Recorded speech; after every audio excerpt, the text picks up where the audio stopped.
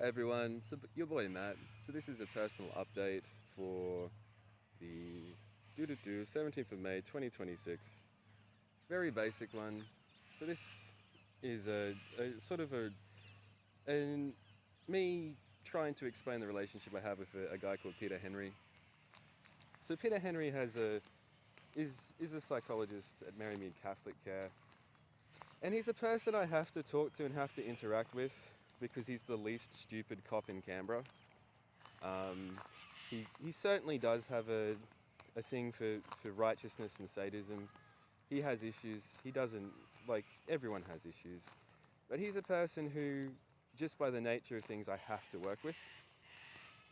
And he has been a bit of a pain in my ass. And at one point, he mismanaged an issue that I had with a woman called Geminine. Now, Geminine was a person who was a feminist, and when I came to Canberra, I used to be quite progressive. Over time, I've become a lot less progressive. I found that a lot of, like, I used to think that I come from a conservative community, so I was like, oh, yeah, I'm now around the liberated and opened minds. What I found instead is that a lot of these women are very closed minded and they have an issue with men. And what happened is that I asked her out. She then changed her.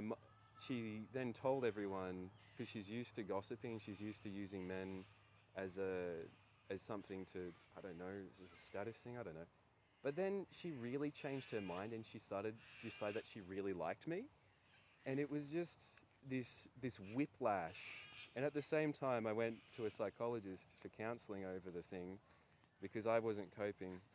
Had a lot going on. And I found that my counsellor was actually quite abusive. And it wasn't because I'd done anything wrong.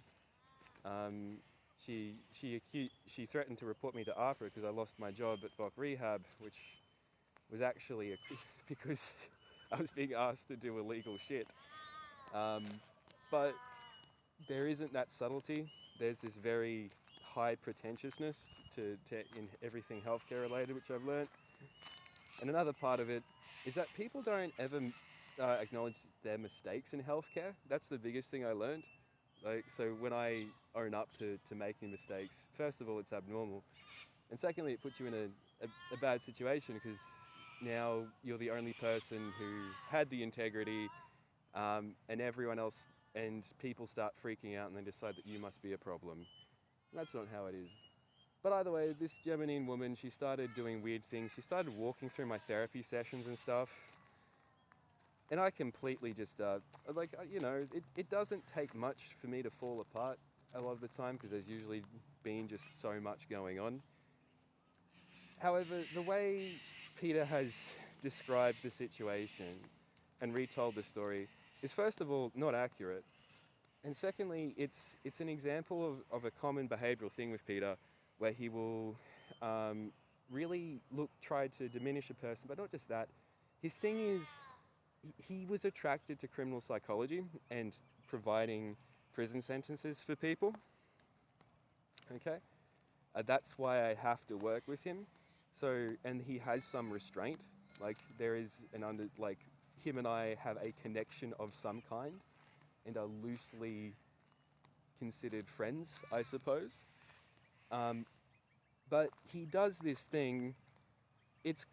He retells the story and as if I'm some kind of degenerate or someone who just can't do anything.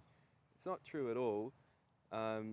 Peter's actually been a bit a cunt, and he certainly hasn't really acted with any moral seriousness as a leader.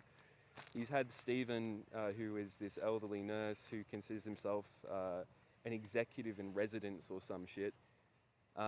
The guy had a master's in nursing but had no training in psych or counselling, barely any, yet he was talking about what a psychologist is and shit like this.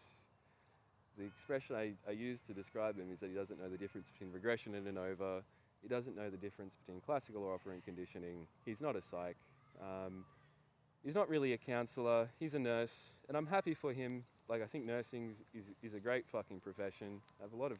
I would have liked to have had a more fruitful and respectful relationship with the guy. But he's also a pretentious tosser. And that's what I'm finding with these middle class fuckwits. And it's what's made me realize that when you see class structure, it's sort of an indication of who you can and can't talk to. When you see middle class, if you ain't middle class, don't talk to it. It's sad, but society is quite structured, and you are going to find yourself in all kinds of trouble if you go outside of what you are born into. Regardless of your skill, ability, or anything, that's not it. It's there are these power structures, and what was the strangest thing with Stephen is that he thought this thing was a duel when it's just been like an honor thing. Like, just the strange shit, just the way these people think. They are so fucking weird. But it's not abnormal for your life to be controlled by some idiot. This has been the case throughout most of human history when we had feudal societies, slave societies. It's very normal it's abnormal for there to be a person in charge who is competent. It's usually based on just social structures and things similar, like, inherited positions. I think people from my generation and have had this optimism, and this is generally speaking how society has developed. We are working towards a society where people get into positions of power and authority, at least in Australia, based on their skill. This is like, people give the public service a bad rap, but like they have a lot of ticks and they have a lot of boxes for promotions and those things. But with NGOs in particular, they're really just these places where we house these middle-class pretentious fuckwits,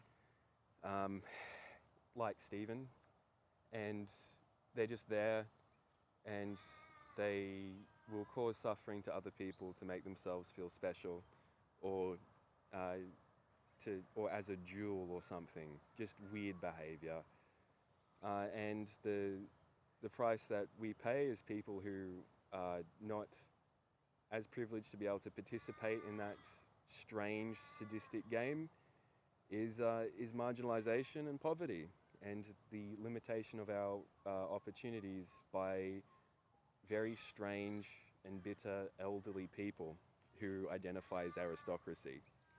Have a good day, everyone.